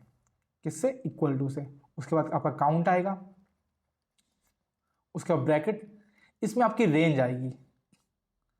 रेंज मतलब आप कहाँ से कहाँ तक काउंट करना चाह रहे हो। मान लो कि मैं A1 सेल से A10 तक काउंट करना चाह रहा हूँ, तो ये बता देगा भैया इसमें कितने हैं, 10 सेल्स हैं, ये काउंट करके बता देगा। ठीक है, यहाँ पे आपकी रेंज आती है, इसको बोलते हैं range. This is the function of count. या और भी फंक्शन होते हैं जिसके आप दे सकते हैं। अगर आपको ऐड करना हो तो आप सम का प्रयोग करेंगे, और सेल रेंज मतलब कि कहां से कहां तक आपको ऐड करना है। ओके, अगर यहां पर मतलब कि यहां पे हम बहुत सारी की बात कर रहे हैं कि बहुत सारे डेटा उसको सम करना है, तो हम इसमें रेंज का इस्तेमाल कर रहे हैं। अगर हम दो चीज़ों को इस्तेमाल करना है, सिंपल सी बात है, पहली वैल्यू डाल दो, दूसरी वैल्यू डाल दो, दोनों को जोड़ दो, ये सेम चीज़ है। सब्ट्रैक्ट में भी सेम चीज़ है, मल्टीप्लाई में भी सेम चीज़ है, ये मल्टीप्लाई का साइन है, डिवाइड में भी सेम चीज़ है, एक्सपोनेंट्स में भी हम ये इस्तेमाल करते हैं पावर का।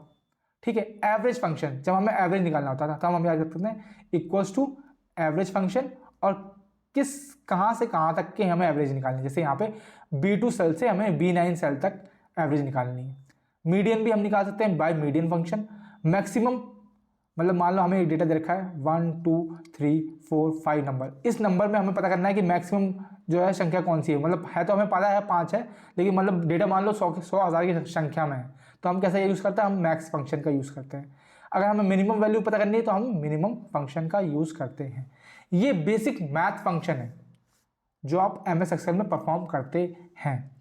और याद रखना, एक चीज़ नोट कर लो कि हर फंक्शन को यूज़ करने से पहले जो है वो हम इक्वल टू साइन लगाते हैं। अगर इक्वल टू साइन नहीं लगाएंगे तो एरर शो करेगा।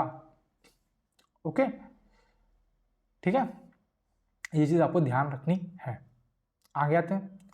इन local area network LAN, which of the following is most commonly used to ensure that the data packets are efficiently forwarded to the correct device based on its MAC address?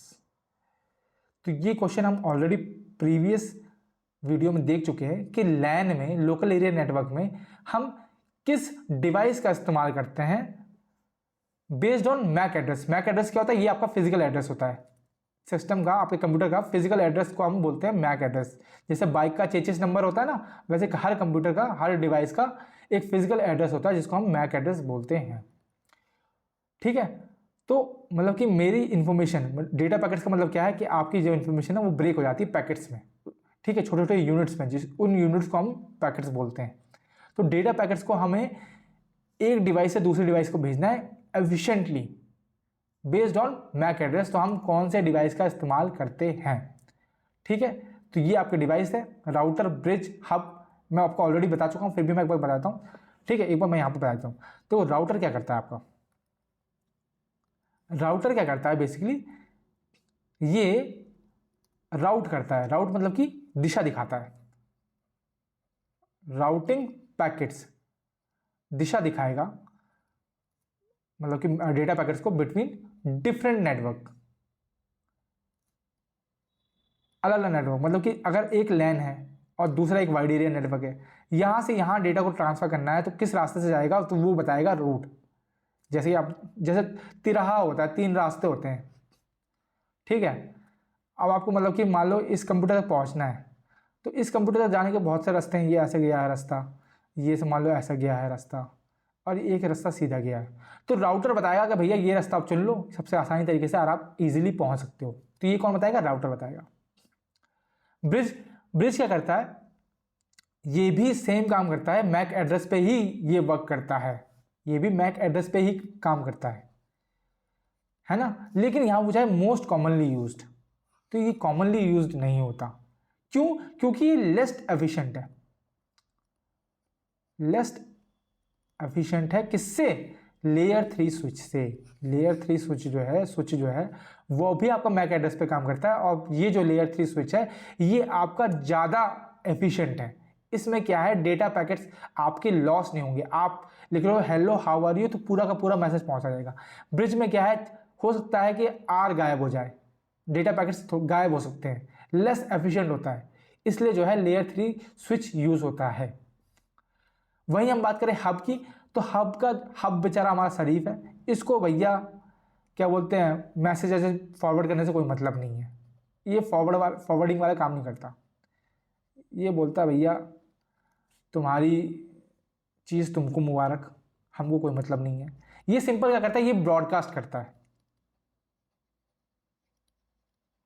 Broadcast data to all devices connected to it.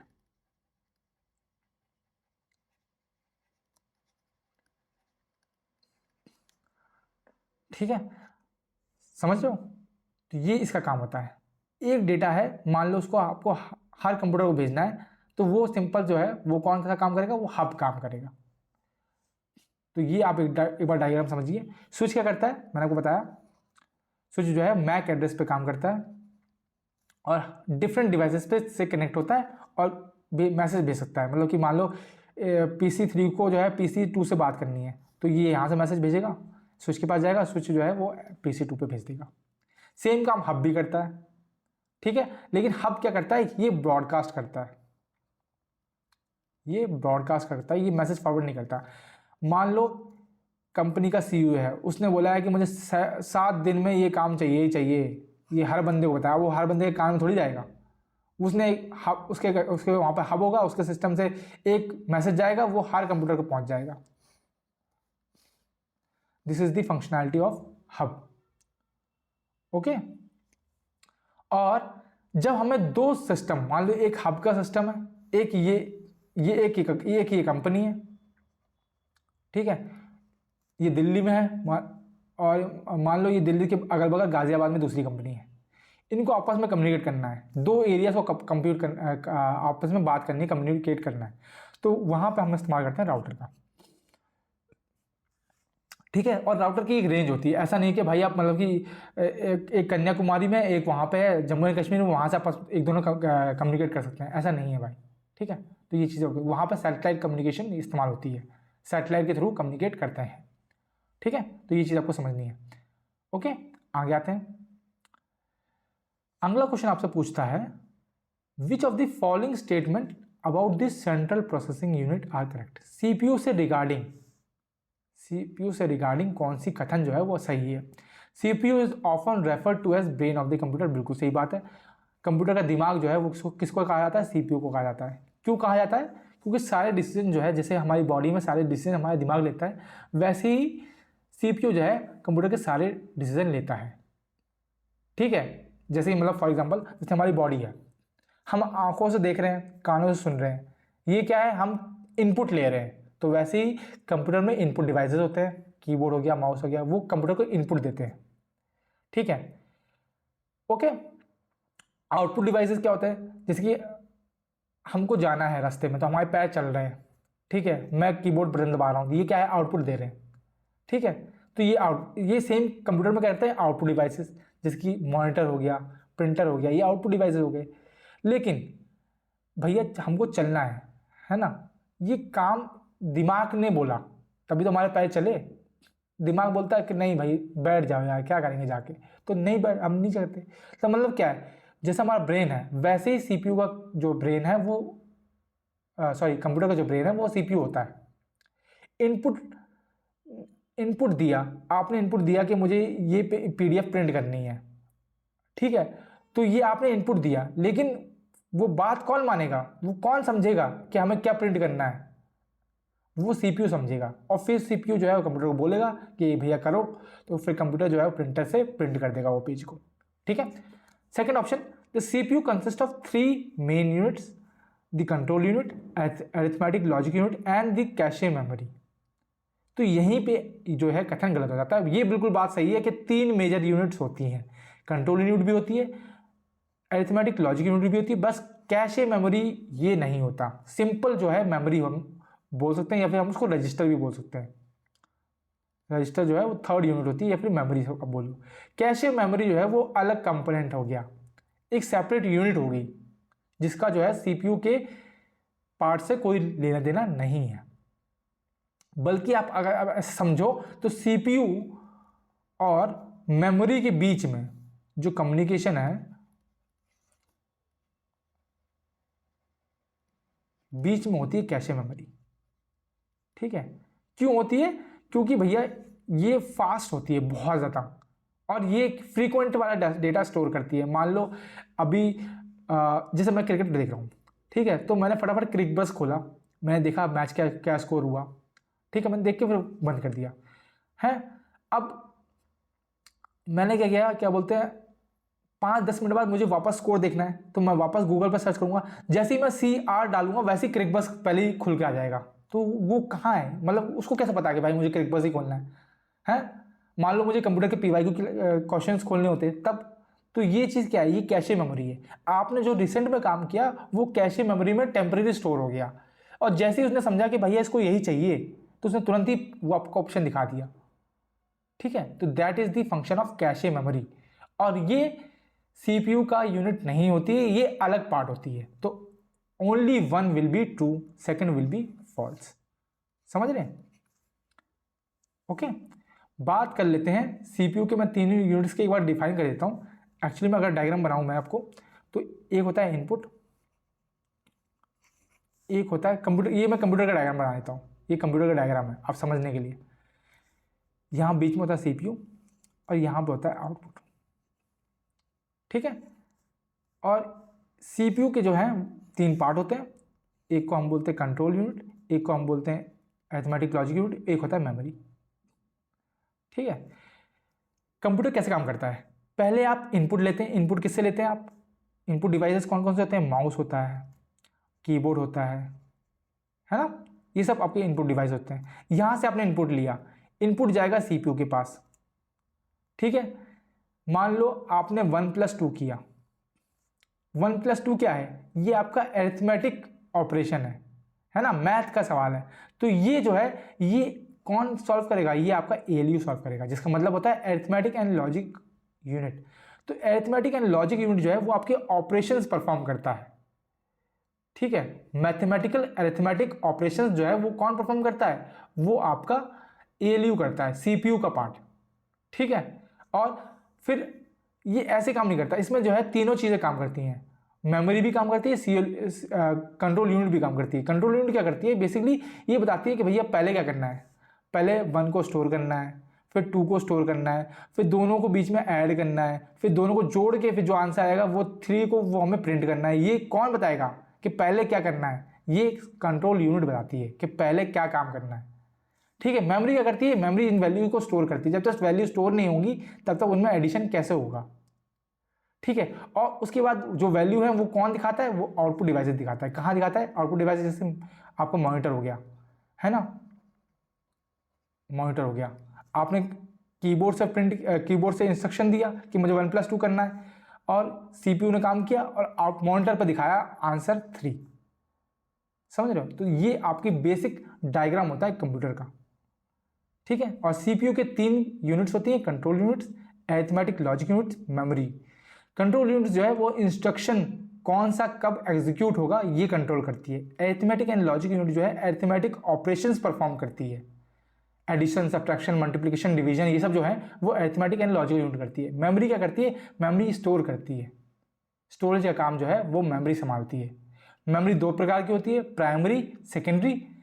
Primary memory 2 प्रकार की होती है, RAM and रोम, ठीक है। Secondary memory में hard disk आ जाएगा, आपका pen drive आ जाएगी, ये सब सेकेंडरी मेमोरी आती हैं, जिनको हम एंसिलरी मेमोरी भी बोलते हैं, ठीक है।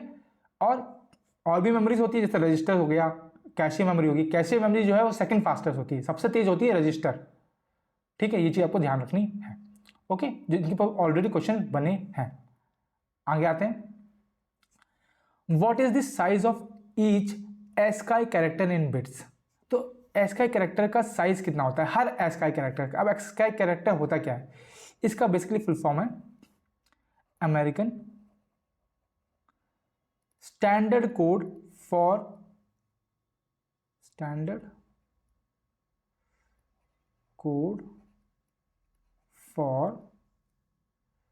क्या था? इंफॉर्मेशन इंटरचेंज,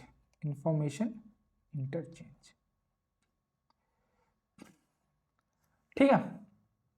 ऐसे एक यूनिकोड भी होता है और भी तरीके होते हैं। ये बेसिकली क्या है, आप समझो, कंप्यूटर जो है वो ABCD नहीं समझता, वो बाइनरी लैंग्वेज समझता है। क्या समझता है? बाइनरी लैंग्वेज, हाँ। लेकिन हम बाइनरी लैंग्वेज नहीं समझते। बाइनरी लैंग्वेज क्या होती है? जो 0 और 1 की फॉर्म में होती है। सिर्फ ये 0 या तो 1 समझता है। कंप्यूटर जो है या तो 0 समझता है या तो 1 समझता है। लेकिन हमें तो ABCD भी आती है, आ आ ई ऊ सभी समझते हैं, है ना। अब कंप्यूटर को क्या समझाएं, तो क्या होता है, एस का एक कैरेक्टर होते हैं, मतलब कि हर कैरेक्टर को जो है वैल्यू दी जाती है। मतलब जैसे कि आप मान लो जो हम कैपिटल A लिखते हैं ना, कंप्यूटर की लैंग्वेज में वो 65 होता है, एस का एक भाषा में वो उसका मतलब है 65। हर अल्फ़ाबेट को जो है ABCD हो गया जो भी है, या फिर कोई ये कॉमा हो गया जो भी हो गया, इन सबको जो है कंप्यूटर जो है वो है उसमें समझता है बाइनरी में, और एस का क्या करती है, इन सबको नंबर के फॉर्म में डिनोट कर देती है, और वो नंबर के बाद जो है वो उसको बाइनरी लैंग्वेज में कन्वर्ट कर देते हैं, और कंप्यूटर उस चीज़ को समझ देता है कि हाँ भैया आपने A लिखा है। ठीक है, कंप्यूटर को A वो समझ में नहीं आता, वो आपने A दबाया, कंप्यूटर के पास एस का वैल्यू में 65 पहुंचेगा, 65 को वो कन्वर्ट करेगा बाइनरी में। ठीक है, वहीं पे आपको पता है इंटरप्रेटर वगैरह जो है जितने भी आप पढ़ते हैं ये सब यूज़ होते हैं वहाँ पे, वो मैं बताऊंगा कैसे होते हैं बाद में। ठीक है, तो जो कैरेक्टर रिप्रेजेंटेशन है वो करने के लिए जो है एस का एक कोड दिया जाता है, जिसको हम बोलते हैं American standard code for information interchange. आपसे पूछा गया है कि हर कैरेक्टर का कितना साइज होता है, तो ये याद रखना आपको, हर कैरेक्टर का जो है 8 बिट साइज होता है। एक बार मैं क्वेश्चन देख रहा था तो उसमें यही पूछ रहा था कि जो अल्फ़ाबेट A है, कैपिटल A, नहीं सॉरी, उसने पूछा था कैपिटल B जो है वो एस का लैंग्वेज में किस नंबर पे आएगा। तो याद रखना कैपिटल A जो है 65 पे आता है, वैसे कैपिटल B जो है वो 66 पे आएगा। ठीक है, तो ये कोड है। वहीं अगर मैं बात करूँ 16 बिट की, तो 16 बिट जो है वो साइज होता है यूनिकोड एनकोडिंग का। यूनिकोड एनकोडिंग भी एक तरह का क्या है, कैरेक्टर रिप्रेजेंटेशन है। ठीक है, ये दोनों क्या है, ये दोनों कैरेक्टर रिप्रेजेंटेशन है। हम कैरेक्टर को कैसे रिप्रेजेंट करते हैं कंप्यूटर पॉइंट ऑफ व्यू से, रिप्रेजेंटेशन। ठीक है, तो ये चीज़ है। आगे आते हैं, what is the common sign that a computer might be infected with a virus. Computer में वायरस घुस गया है तो कंप्यूटर मतलब किस तरह से दिखाएगा, मतलब आपको जुकाम हो गया है तो आप डॉक्टर को कैसे दिखाओगे, भैया आपकी नाक बह रही है, आप बार बार छींके लोगे, है ना, ऐसे करोगे तो अब लगेगा कि हाँ भैया इसको जुकाम है। वैसे ही कंप्यूटर मतलब किस तरह से दिखाएगा कि भैया हो सकता है कि कंप्यूटर में वायरस घुस गया है। तो मतलब सिंपल सी बात है, आप एक चीज़ समझो, कंप्यूटर में अगर वायरस घुस गया है तो मतलब अच्छा तो हुआ नहीं है, कुछ कंप्यूटर के लिए अच्छी बात तो है नहीं। आपको जुकाम हो गया तो आपकी बॉडी के लिए अच्छी बात तो है नहीं, मतलब एक नेगेटिव बात है। तो नेगेटिव चीज़ के लिए इम्पैक्ट कैसा होगा, नेगेटिव ही इम्पैक्ट होगा। अब यहाँ समझो, ऑप्शन देखो, improved system security, system security improve हो जाएगी। भाई वायरस घुसने से कैसे हो जाएगी, ये तो पॉजिटिव चीज़ है, तो ये तो गलत हो जाएगी, पॉसिबल ही नहीं है। इंक्रीज हार्ड डिस्क स्पेस, मतलब पहले आपके मोबाइल में 16 GB था, अब 32 GB हो जाएगा वायरस घुसने से, कैसे हो जाएगा भाई, अच्छी चीज़ कैसे पॉसिबल है। फास्टर सिस्टम बूट सिस्टम, मतलब फास्टर सिस्टम बूट टाइम्स, कहने का मतलब क्या है, आपने फ़ोन स्विच ऑफ किया, रिस्टार्ट किया तो फटाफट एकदम बहुत तेज़ी से खुल जाएगा वायरस घुसने से, कैसा पॉसिबल है, नहीं है। ये भी अच्छी चीज़ है। यहाँ देखो, unusual system slow down and unexpected error, आपका सिस्टम जो है और धीमा हो जाएगा और कुछ ना कुछ दिक्कत करेगा, अनएक्सपेक्टेड एरर्स शो करेगा। समझे, आपकी बॉडी में जुकाम होता है तो आपकी भी तबीयत ऐसे लगती है कि भैया यार क्या इससे होगा, समझ रहे हो, मन नहीं कर रहा है, पढ़ाई का भाई मन नहीं कर रहा है, चाय बना दो, ये वो फलाना ढिकाना, आपका सिस्टम डाउन होने लग जाता है। तो वही सेम चीज़ है, अगर कंप्यूटर में वायरस घुस जाएगा तो कंप्यूटर का सिस्टम जो है वो स्लो हो जाएगा और बार बार कुछ ना कुछ एरर दिखाएगा।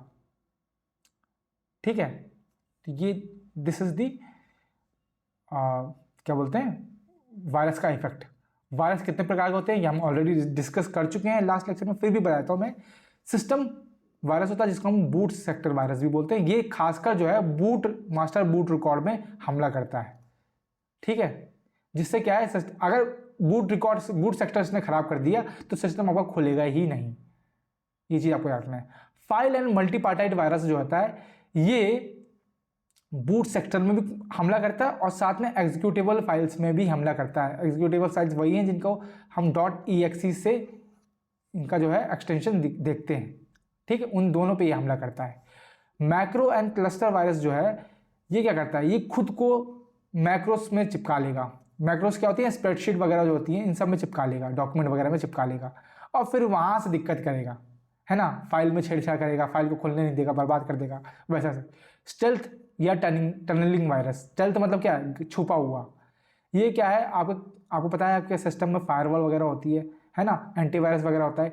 ये स्टेल्थ मतलब गायब हो जाएगा, एंटीवायरस को पता ही नहीं चलेगा कि भाई हम घुस रहे हैं, ठीक है। और फिर बाद में ये आपके मतलब आप किसी से कॉल कर रहे हो, ये सुन रहा है, हाँ हाँ बाबू मज़े ले रहे हो तुम, ये सुन रहा है भाई। तो ये कौन है, ये स्टेल्थ वायरस का काम है, ठीक है। ये भी आप बोलेंगे कहाँ इस्तेमाल होता है, बहुत जगह इस्तेमाल होता है। एनक्रिप्शन वायरस क्या है, नाम से समझ रहे हो, जो एनक्रिप्टेड फाइल्स हैं, जो पासवर्ड प्रोटेक्टेड फाइल्स होती हैं, जो आपकी बैंक डिटेल्स वगैरह हैं, आप देखते हैं जब भी डाउनलोड करते हैं तो वो पासवर्ड मांगते हैं खुलने से पहले। तो ये ऐसी फाइल्स पे हमला करता है ना। और आपको पता है उस सब में कीमती इन्फॉर्मेशन होती है, तो ये उन चीज़ों को एक्सट्रैक्ट कर लेता है। और फिर आपको पता है वो गलत लोगों के पास अगर गलत फाइल पहुंच जाएंगी तो वो फिर रैंसम वगैरह मांगते हैं, कि फिरौती वगैरह मांगते हैं। स्पार्स इन्फेक्टर वायरस जो है वो फाइल्स पे हमला करता है लेकिन सर्टेन कंडीशंस में, ठीक है। ऐसा नहीं है भाई उसको, मतलब ये इसका रोला है, मतलब ये वैसा वाला है कि भैया हम तभी हमला करेंगे जब हमारा मन करेगा, इसको कुछ कंडीशन चाहिए, ठीक है, तभी हमला करेगा। सब देख लेगा भैया, जैसे मतलब कि जैसे अब मान लो आपको कहीं जाना है ना, अब आप मतलब आपको कुछ ना कुछ काम से जाना है, तो आप देखेंगे यार मम्मी सो रही है ना, एकदम चुपचाप पैरों तले एकदम आवाज़ ना आए, एकदम सब कुछ चप्पल अप्पल सर पर रख के एकदम निकलते हैं चुपचाप से, दरवाजे की भी आवाज़ ना आए, तो ये क्या है, कंडीशन आपका फुलफिल हुई तभी आप हमला कर रहे हो। तो this is sparse infector virus. Polymorphic virus क्या है, ये मॉर्फ मतलब अपने आप को चेंज कर देता है, हर बार जो है अपना कोड चेंज करता है जब जब ये हमला करता है, ठीक है। जैसे मैंने एग्जांपल दिया था आपको, अगर आपके याद हो गंगाधर ही शक्तिमान है ना, मैंने आपने शक्तिमान देखा होगा, देखते होंगे अगर, तो गंगाधर जो है वो शक्तिमान बन जाता है और शक्तिमान ही गंगाधर बन जाता है। तो ये क्या है, अपने को चेंज कर रहा है जैसे जैसे हमला कर रहा है। मेटामॉर्फिक क्या है, मेटामॉर्फिक का कहने का मतलब क्या है, ये हर बार खुद को चेंज करता है और हर बार कुछ नया बनता है, ठीक है, इसलिए इसको पहचानना मुश्किल हो जाता है। मतलब देखो गंगाधर ही शक्तिमान बन रहा है, शक्तिमान ही गंगाधर बन रहा है, तो एक टाइम बाद आप पहचान जाओगे कि हाँ भैया दोनों एक ही हैं, ठीक है। लेकिन मान लो किसका एग्जांपल दूं मैं, कि मतलब कि शक्तिमान है वो स्पाइडरमैन बन जा रहा है, स्पाइडरमैन ही बैटमैन बन जा रहा है, बैटमैन ही सुपरमैन बन जा रहा है ना। आपको पता है ना वो डीसी मार्वल में एक वो कैरेक्टर नहीं होता मार्शल एलियन करके, जो अपने आप को रूप चेंज कर लेता है हर बार, तो वो सेम चीज़ है, वो मेटामॉर्फिक वायरस की तरह ही है। ओवर राइटिंग वायरस या कैविटी वायरस, कैविटी जैसे दांत में लग जाती है, खोखला कर देती है, तो ओवर राइटिंग का मतलब भी यही है। एक मतलब आपने कोई फाइल लिखी, कोई इन्फॉर्मेशन है, वो उस इन्फॉर्मेशन को ही खराब कर देगा, ठीक है, उसी जगह कुछ और लिख देगा, है ना। तो ये मतलब कि ऑल्टर कर देता है डेटा को, तो वो है ओवर राइटिंग फाइल या कैविटी वायरस। कंपेनियन या कैमोफ्लेज वायरस जो है, ये एक नया प्रोग्राम ही बना देता है। मान लो आपको अमेजन साइट पर शॉपिंग करनी है, तो मान लो एक ऐसी साइट अमेजन की तरह बना देगा, ये लगेगा कि भाई आप ओरिजिनल साइट पर काम कर रहे हो और सारी इन्फॉर्मेशन यहाँ दे दोगे, लेकिन एक्चुअल में वो ओरिजिनल साइट नहीं होती है। वैसे ही कैमोफ्लेज वायरस होता है, ये नया प्रोग्राम ही क्रिएट कर देता है, तो आपको लगेगा कि आप सही प्रोग्राम पर काम कर रहे हो, लेकिन वो एक्चुअली में क्या है, वो वायरस के द्वारा बनाया गया प्रोग्राम होता है। फिर आप सेंसिटिव इन्फॉर्मेशन अपनी लीक कर दोगे, फिर आपको जो है दिक्कत होगी इन फ्यूचर, ठीक है। तो ये कुछ वायरस के प्रकार हैं जिन पे क्वेश्चन बनते हैं। जो मैंने जो इंपॉर्टेंट पॉइंट बताए हैं वो कीवर्ड आपको याद रखने हैं, ठीक है। जैसे कि सिस्टम वायरस या बूट सेक्टर वायरस जो है वो मास्टर बूट रिकॉर्ड या बूट सेक्टर पे ही हमला करता है, ये कीवर्ड है, ये चीज आपको याद रखनी है, ठीक है। ओके, चलते हैं आगे। In a multi part email message, what does the boundary perimeter in the content type header signifies. Content type header में बाउंड्री पेरीमीटर का क्या मतलब है, ठीक है। It defines the length of email message, वो मैसेज कितना लंबा है उस चीज को बताता है। It separate the email body from the attachment, attachment क्या होती है, मतलब एक ईमेल के साथ आप मान लो आप कोई फोटो भेज रहे हैं, कोई स्क्रीनशॉट भेज रहे हैं, वो क्या है, वो कोई पीडीएफ भेज रहे हैं, है ना। जैसे आप मान लो आप कंपनी को अपना इंफॉर्मेशन वो देते हैं, रेज्यूमे देते हैं, तो आप लिखते हैं कि भाई hello I am this this this from this, मैंने ये कर रखा है ना, और नीचे मैंने अपना रेज्यूमे चिपका रखा है, आप इसको देख लीजिएगा। तो वो क्या है, वो अटैचमेंट है आपकी, जो आपने एक्स्ट्रा डॉक्यूमेंट जो है एक मैसेज के साथ चिपका रखे हैं। ठीक है, तो वो जो ऑप्शन बोल रहा है वो ये बोल रहा है कि आप ईमेल की बॉडी को अटैचमेंट से अलग कर रहे हैं। ऐसा कौन कर रहा है, बाउंड्री पैरामीटर।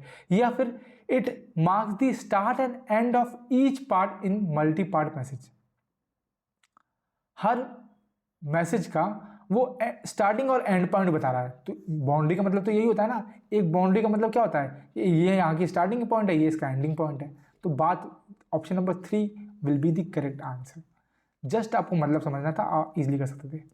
ठीक है, it limit the file size of each attachment, मतलब कि हर अटैचमेंट की फाइल साइज को लिमिट कर रहा है। देखो ये काम जो है ये ईमेल सर्वर का है, ये ईमेल सर्वर का है। ठीक है, या फिर सर्विस प्रोवाइडर का है। कहने का मतलब क्या है, मान लो जीमेल है, मान लो जीमेल बोल रहा है कि भैया आप 15 MB से बड़ी जो है PDF अपलोड नहीं कर सकते।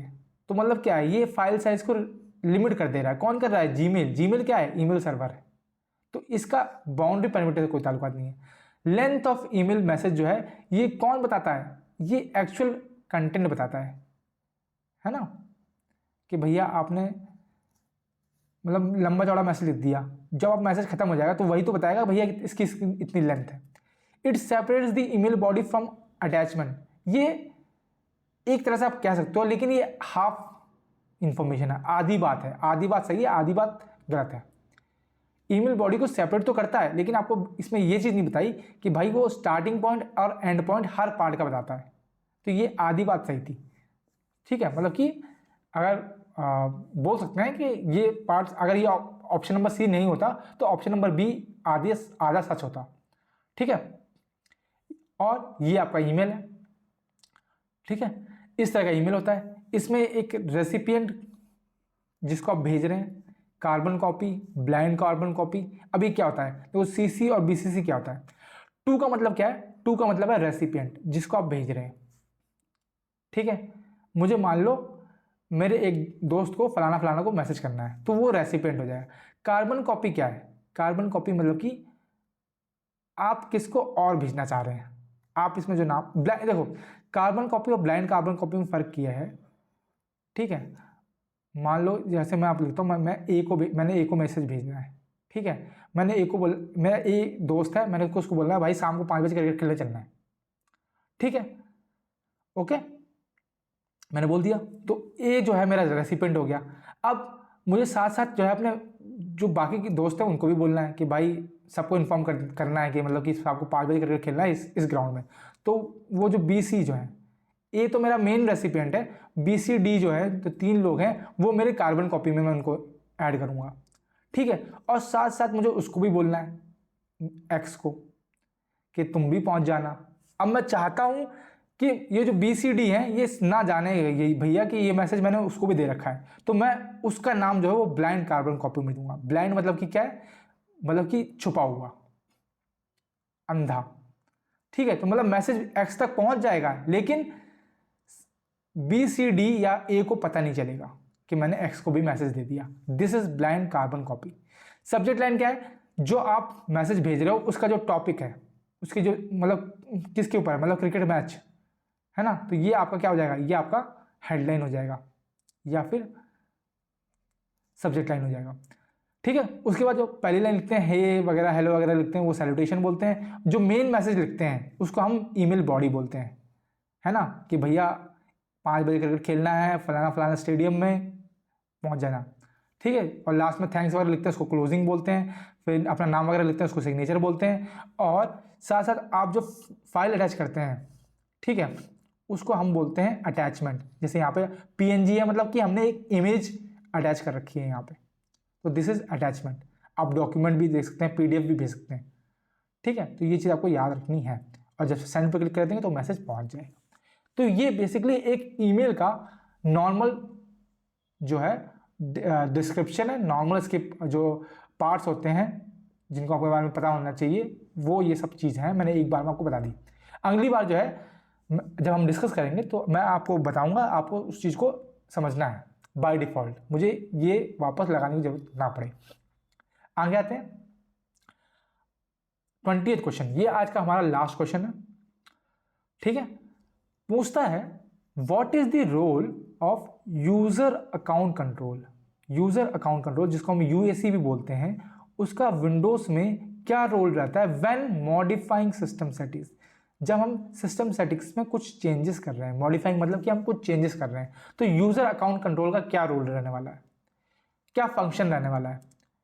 ठीक है, to monitor memory data, memory usage and performance, memory कितना यूज़ कर रही है, उसकी परफॉर्मेंस कैसी है, वो यूज़र अकाउंट कंट्रोल चेक करता है। नहीं भैया, ये कौन चेक करता है, ये भैया इसके लिए अलग से टूल्स होते हैं, जैसे कि टास्क मैनेजर। जब आप टास्क मैनेजर खोलते हो ऑल्ट शिफ्ट डिलीट से, है ना, तो वो बता देता है कि भैया आप जो है आपकी इतनी रैम खर्च हो रही है, इतना आप इतने प्रोसेस काम कर रहे हैं, इतनी मेमोरी खर्च हो रही है, इतना परफॉर्मेंस दे रहा है, इतनी बैटरी है। ये सब कौन बताता है, ये आपका टास्क मैनेजर वगैरह बताते हैं।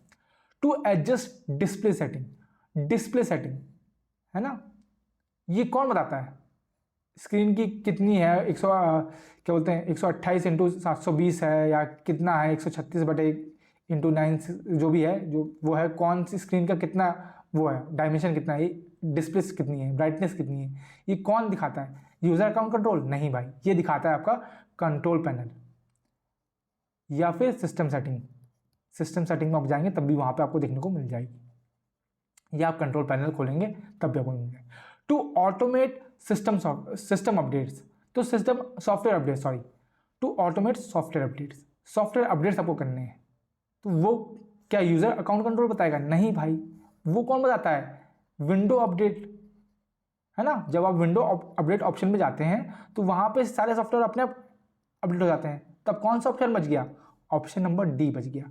To promote for permission before making a system wide changes, sorry promote बोल दिया मैंने, प्रॉम्प्ट, प्रॉम्प्ट मतलब कि डायलॉग बॉक्स ओपन हो जाता है। ठीक है, यूजर अकाउंट कंट्रोल क्या बोलता है, मान लो मुझे अपने सिस्टम में कोई चेंजेस करने हैं, ठीक है, तो अब जो मेन ओनर होगा वही चेंजेस कर पाएगा, बाकी अगर कोई दूसरा चेंज करेगा तो उसके लिए पासवर्ड मांगता है। तो वो क्या है, वो बेसिकली यूजर अकाउंट कंट्रोल ही है। क्यों करता है, ताकि ऐसी कोई चेंजेस ना हो जाए जिससे बाद में दिक्कत हो। तो it prevent unauthorized changes to system, changes to system. ठीक है, जैसे मान लो, एक्चुअली मैं आपको दिखा देता हूं एक बार, ये आप इस तरह का डायलॉग बॉक्स ओपन हो जाता है। ठीक है, मान लो आपको डेट एंड टाइम चेंज करना है, ठीक है, तो ये क्या है, सिस्टम सेटिंग्स है बाय डिफॉल्ट, इसको आपको चेंज करना है। तो अगर ये यूजर नेम पासवर्ड मांग रहा है, इसका मतलब क्या है कि आप मेन एडमिन नहीं हो, आप दूसरे यूजर हो, इसलिए ये यूजर नेम पासवर्ड मांग रहा है। अगर आपको पता है तो आप इसको चेंज कर पाएंगे अथवा नहीं कर पाएंगे। आप सिस्टम में जितने भी चेंजेस हैं वो सिर्फ सिस्टम चेंजेस जो हैं वो सिर्फ और सिर्फ एडमिन कर सकता है। एडमिन के अलावा अगर कोई करता है तो उसको ये यूजर अकाउंट कंट्रोल का डायलॉग बॉक्स देखने को मिलेगा, जिसमें अकाउंट यूजर नेम और पासवर्ड दोनों पूछता है। अगर आप ऑथराइज्ड हो बाय द एडमिन तो आप चेंजेस कर सकते हो अथवा आप नहीं कर सकते हो। ठीक है, this is the user account control. Okay, तो यहीं पे हमारा जो है आज का सेशन समाप्त होता है। आशा है आपको बहुत फ्रूटफुल लगा होगा, आपने बहुत सी चीज़ें समझी होंगी, बहुत सी चीज़ें सीखी होंगी, है ना।